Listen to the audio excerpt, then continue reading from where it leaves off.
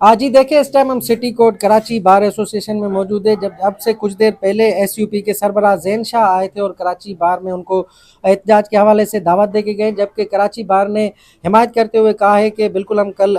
कराची बार में black day मनाएंगे और 28 तारीख को जो हैदराबाद में जलसा मुनक़िद किया जा रहा है उनमें भी इन्होंने हिमायत की है। तो इस हवाले से हमारे साथ मौजूद है कराची बार के सदर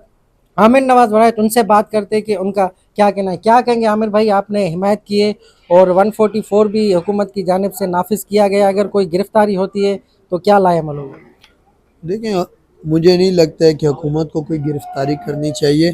क्योंकि एक प्रोटेस्ट करना, अपनी जो बात है उसको, अपने मैसेज को पब्लिक तक ले जाना, या जो भी तरमीम से रेलेवेंट उनको जो ऑब्जेक्शंस हैं, तो वो सब मुझे नहीं लगता है कि इसमें कोई किसी किस्म की इनको जो है एफआईआर करनी चाहिए। हाँ, अगर उनको लगता है कि उनकी अमेंडमेंट्स अच्छी हैं तो वो ख़ुद अपना जलसा करके लोगों को बुला लें, और ख़ुद लोगों के रिस्पॉन्स से उनको पता चल जाएगा कि वेदर वो अमेंडमेंट सही हैं या गलत हैं। हम हर उस शख्स के साथ हैं जो इस काज में खड़ा हुआ है और 26वीं और 27वीं अमेंडमेंट के ख़िलाफ़ वो प्रोटेस्ट कर रहा है या उसके ख़िलाफ़ वो अपना रोल प्ले कर रहा है, तो हम उनके साथ हैं, क्योंकि